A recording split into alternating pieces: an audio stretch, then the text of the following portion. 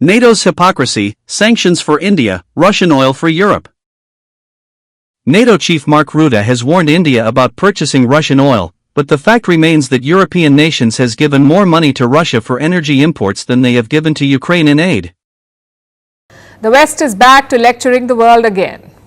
NATO's Secretary General is visiting America. His name is Mark Rutte. He has trained his guns on countries like India now. He is complaining about India's trade with Russia. Mark Rutte wants to quote-unquote slam sanctions on India, China and Brazil. He wants the leaders of Brazil, China and India to pick up the phone, call Vladimir Putin and press him to get serious about peace. Of course, he's calling it advice, because nothing says diplomacy like a Dutch lecture on who should talk to whom. And Europe? Europe is doing the exact same thing, except with hypocrisy. While Europe preaches sanctions, it is quietly wiring billions to Moscow for oil and gas. NATO faces some clear challenges. It is failing to deter Russia, it cannot fight without American weapons, and it is unable to speak in one voice. So here's our advice to the NATO chief. Instead of lecturing others and talking about slamming sanctions, look within and put your own house in order first. Even as Western officials and commentators have singled out India over Russian energy imports, the fact remains that Europe has given more money to Russia for energy imports than it has given to Ukraine to an aid. In 2024, EU members bought 21.9 billion euros of Russian oil and gas compared to 18.7 billion euros that they allocated in aid for Ukraine, according to estimates from the CREA, Center for Research on Energy and Clean Air. After Trump's arms pledge to Ukraine, next Russia-Ukraine peace talks to take place in Turkey. The next set of peace talks between Ukraine and Russia is planned for Wednesday in Turkey. Ukrainian President Volodymyr Zelensky quoted the head of Ukraine's National Security and Defense Council as saying on Monday. Umerov, now Secretary of Ukraine's National Security and Defense Council, headed the first two rounds of talks with Russia. Today I discussed with Rustem Umerov the preparation for a prisoner exchange and another meeting with the Russian side in Turkey. Umerov reported that the meeting is planned for Wednesday. More details will follow tomorrow. China says trilateral cooperation between Russia, India and China, RIC, is beneficial for all parties and for global stability. China's big statement on RIC revival talks with India, Russia. China expressed its willingness to advance trilateral cooperation with India and Russia, calling the dormant Russia-India-China, RIC, format beneficial for all parties and for global stability. China-Russia-India cooperation benefits all three countries, and regional and global peace, security, stability, and progress. China stands ready to maintain communication with Russia and India on advancing the trilateral cooperation, China's foreign ministry spokesperson said. The statement comes weeks after Russian Foreign Minister Sergei Lavrov said he expected the RIC grouping to resume soon, following signs of thaw in India-China ties. Amid what is seen as a push from China and Russia to revive the Russia-India-China troika, sources have said that India has not agreed to any meeting in this format. No meeting of the RIC format has been agreed to at this point in time. There are no discussions underway on its scheduling, a source has informed NDTV. But the Ministry of External Affairs remains non-committal regarding the revival of the Russia-India-China mechanism in a weekly briefing. Spokesperson Radhi Jaiswal has actually said, and I quote, "This is a mechanism where three countries come together to discuss global and regional issues. When this meeting happens, we will work out a mutually convenient date and let you know." Sanglikar's Weekly. Like President Trump continued to entertain us. He accused Obama of treason and posted an AI-generated video showing Obama handcuffed in jail. Many thought Obama was jailed. Trumpish kite flying. Trump posts an AI video of Barack Obama getting arrested and put behind the bars. U.S. President Donald Trump stepped up his attack on Barack Obama by posting an AI-generated video of the FBI arresting the former president in the Oval Office. The video, posted on Truth Social, begins with Obama saying, "Especially the president is above the law." It then features many U.S. politicians stating, "No one is above the law." The clip then switches to an AI-generated video of Obama being handcuffed by two FBI agents in the same office he once occupied as the president. Trump can be seen sitting and smiling during the arrest. Like, Attorney General Pam Bondi told Trump that his name figures in pedophile Epstein's diary. Trump said, "Concentrate on Bill Clinton's name in the diary." Bondi is not fired, yet. Trump is suing Wall Street Journal and Murdoch over Epstein article. What defamation? Sources tell ABC News Ghislaine Maxwell is expected to meet this morning with Deputy Attorney General Todd Blanche, once Donald Trump's criminal defense attorney. Blanche said he wants to know if Ghislaine Maxwell has information about anyone who has committed crimes against victims. Her attorney said Ghislaine will always testify truthfully. She was convicted of sex trafficking and enabling Epstein's abuse of women and girls. She was sentenced to 20 years in prison and has been trying to get out on appeal ever since. Trump supporters have been clamoring for the release of more information about Epstein, but earlier this month, Attorney General Pam Bondi said she was turning off the spigot. The Wall Street Journal reports Bondi and Blanche informed the president in May his name appears multiple times in the Epstein files. The paper reports they told Trump they did not plan to release them because they contained child pornography and personal information about victims. Trump deferred to their decision. Last week, Trump denied Bondi told him his name was in the files.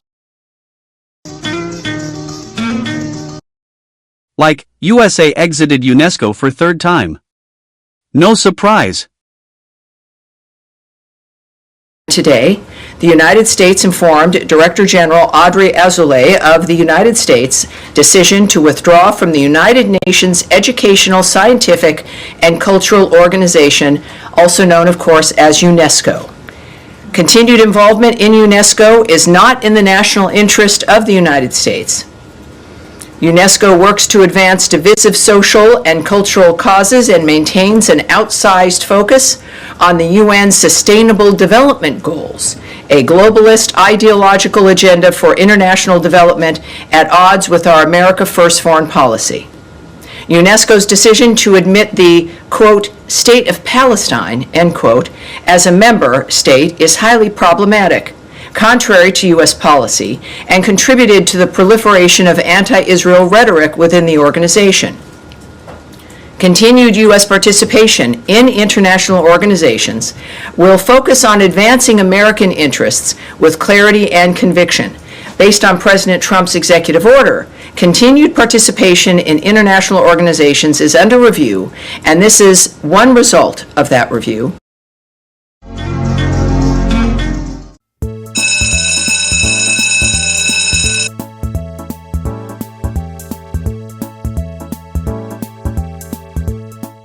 Macron says France will recognize Palestinian state. Emmanuel Macron has said France will recognize Palestine as a state later this year. The French leader announced the major change of policy in a letter to the president of the Palestinian Authority, Mahmoud Abbas, which Mr. Macron also published online. France to become first G7 nation to recognize Palestine as a state. Emmanuel Macron has announced that France will recognize Palestinian statehood at the UN General Assembly, heaping pressure on the UK to do the same. French President Emmanuel Macron and his wife Brigitte sued right-wing influencer Candace Owens on Wednesday, claiming Owens defamed the French First Lady by repeatedly and falsely claiming she was born a man. Conspiracy-spewing podcaster Candace Owens was slapped with a defamation lawsuit Wednesday by French President Emmanuel Macron and his wife, Brigitte Macron, for claiming that the First Lady was born a male who groomed her allegedly gay husband. It is time for you to wake up. So we will start from the top here with a photo of Brigitte Macron. Real name, Jean-Michel Trogneux. That person that you are looking at on the right is not a woman.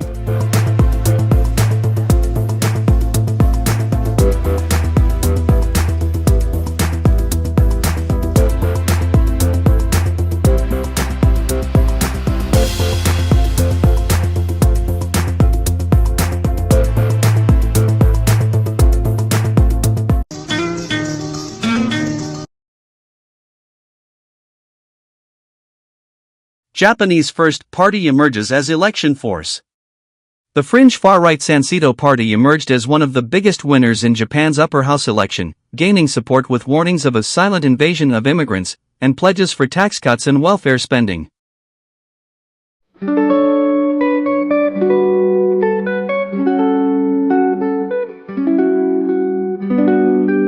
Japanese Prime Minister Shigeru Ishiba's future was unclear after his coalition lost its majority in the upper house in elections, which saw strong gains by a right-wing Japanese First Party.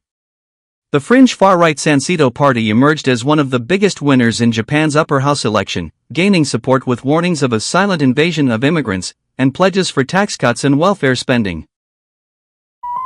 Like, Cambodia and Thailand are fighting at the border. A travel advisory is issued not to travel to Bangkok. Revelers beware. Cambodia has now called for an immediate ceasefire. Tensions continue to escalate along the Thailand-Cambodian border. Cambodia's defense ministry has confirmed that the death toll on their side has risen to 13, including 5 soldiers and 8 civilians. More than 35,000 people have now been displaced inside Cambodia as a result of the fighting. In a dark time, the eye begins to see.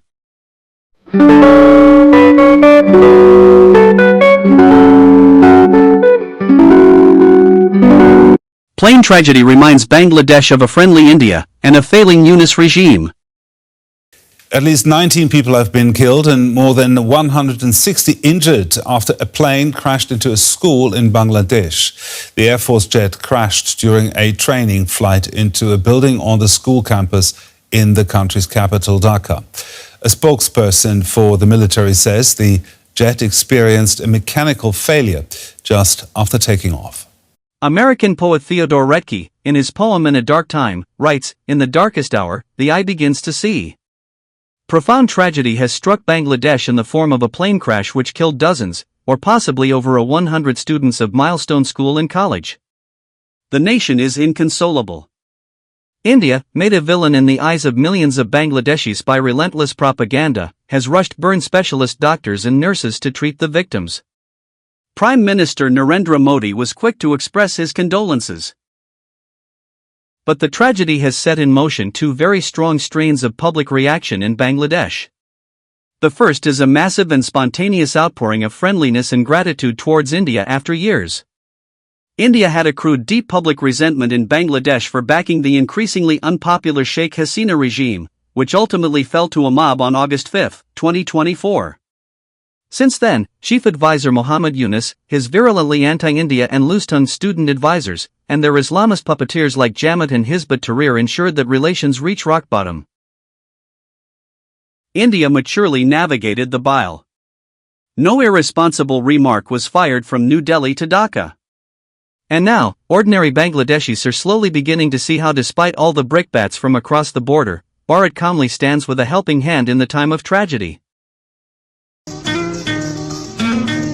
A cutting-edge British F-35B stealth fighter jet that was grounded in India for over 5 weeks has finally departed for Australia. The jet, which landed in Tiruvananthapuram, Kerala on June 14 due to bad weather, was stuck after developing a technical snag. Its prolonged stay raised questions about modern military aviation logistics. Fighter jet's departure as it takes off for Darwin, Australia. Jeju plane crash. Pilots shut down wrong engine before fatal Boeing 737 accident in South Korea, claims report.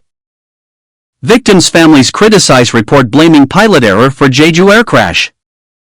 Evidence shows Jeju air pilots shut off less damaged engine before crash, says source. A report into the South Korea plane crash disaster has found pilot error is to blame. Moments before landing, the Jeju air flight struck birds, taking out one of its engines. In a tragic twist, the pilots shut down the wrong engine, with the plane going on to explode in a crash landing last December.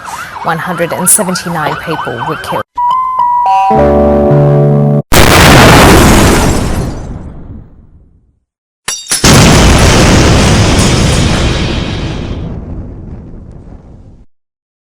Russian plane crash. and 24-passenger plane carrying around 50 people, operated by Angara Airlines, disappeared from radar while approaching Tinda in the Amur region, near the China border. The wreckage of the Russian Antonov and 24-passenger plane, which went missing with approximately 50 people on board, was later found in the Amur region of Russia's Far East. Emergency services located the burning fuselage on a mountainside near Tinda, the plane's destination. Preliminary reports indicate no survivors. The Angara Airlines aircraft disappeared from radar during its second landing attempt, and crew error and poor visibility is being considered a likely cause.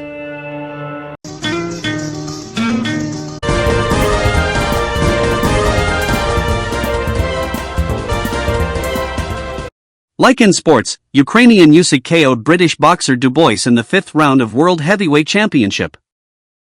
This is how Usyk knocked out Daniel Dubois. Usyk dropped Daniel with a right hook, and once he got up, Usyk went in looking for the finish. Usyk lands a big right hook, then continues the pressure. He throws a double jab, then follows up with a cross that Daniel slips and comes back with a right hook counter. But Usyk steps back to avoid it and counters him with a left hook, since Daniel was out of position. It lands, dropping Daniel once again and ending the fight. Like, Konuro Hampi, 38, and teenager Divya Deshmukh are clashing for the crown in Women's World Chess Championship. Great to have all-Indian final. Women's Chess World Cup. It will now be an all-India final between Konuro Hampi and Divya Deshmukh of Maharashtra. While Divya trumped China's Tan Zhongyi, Hampi outplayed the Chinese Grandmaster Li Tingye in the tie-breaks. The Women's World Cup 2025 final will begin on Saturday, and it will be an all-India clash between Konuro Hampi as well as Divya Deshmukh. Konuro Hampi of Andhra Pradesh and Divya Deshmukh of Maharashtra. They will clash in the FIDE Women's Chess World Cup final in Georgia, ladies and gentlemen. It's an all-Indian final clash in Georgia when it comes to the FIDE Women's Chess World Cup. Like, I don't understand the criticism of English bowlers bowling Yorkers aimed at the injured foot of Rishabh Pant by saying the spirit of the game was killed. When was spirit alive? When were Englishmen sporting? Rishabh Pant was forced to retire hurt after injuring his right toe while batting. And India's vice captain was taken off the field on a buggy and has gone for scans now. After Pant went for an audacious reverse sweep off a Chris Wokes Yorker. Pant mistimed the shot as the ball hit his right toe. एक बार फिर से target हुई ऋषभ पंत का दायां पांव,